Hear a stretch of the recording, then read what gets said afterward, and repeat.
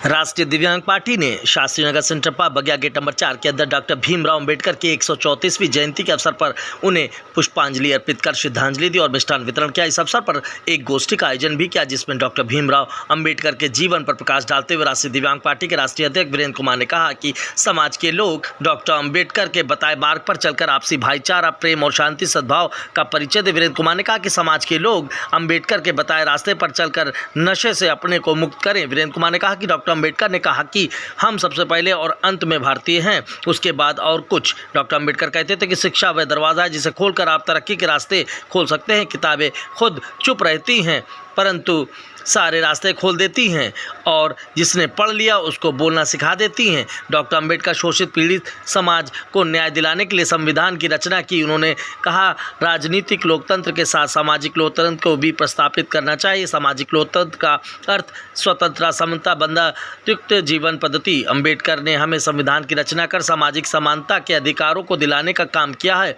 आज के कार्यक्रम में राष्ट्रीय दिव्यांग पार्टी के राष्ट्रीय अध्यक्ष वीरेंद्र कुमार, जिलाध्यक्ष राहुल कुमार, महिला मोर्चा अध्यक्ष अल्पना कुमारी, अशोक कुमार, महासचिव अरविंद सिंह, गुड्डी दीक्षित, वैभव दीक्षित, रंजीत कुमार, जौहर अली, सीमा कुशवाहा, रामजान के आदि लोग उपस्थित रहे। आई देखिए खास रिपोर्ट कानपुर से।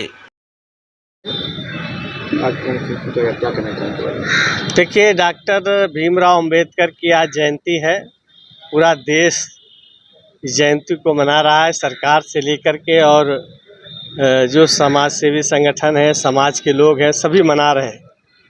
डॉक्टर भीमराव अंबेडकर ने कहा था कि सबसे पहले और सबसे अंत में हम भारतीय हैं।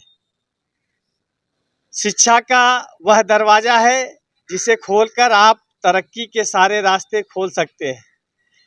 किताबें खुद चुप नहीं रहती हैं, खूब चुप रहती हैं, लेकिन जिसने पढ़ लिया उसको बोलना सिखा देती है।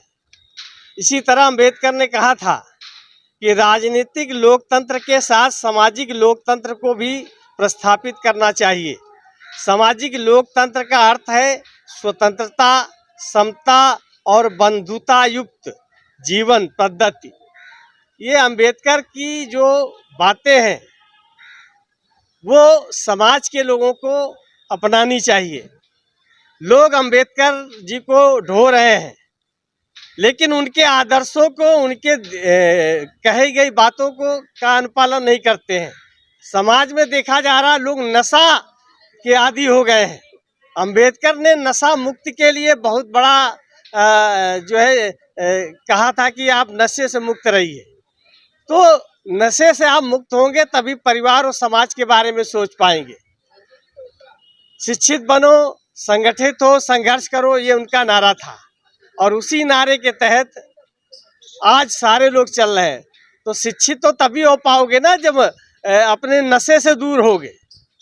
भाई पैसा होगा तो बच्चों को पढ़ाओगे, खुद शिक्षित होगे। संघर्ष तो तभी होगा जब संगठित हो जाओगे। संगठन बड़ी ताकत है। तो ये चीज़ें अंबेडकर जी ने कही थी और हम सबको अपनाना चाहिए।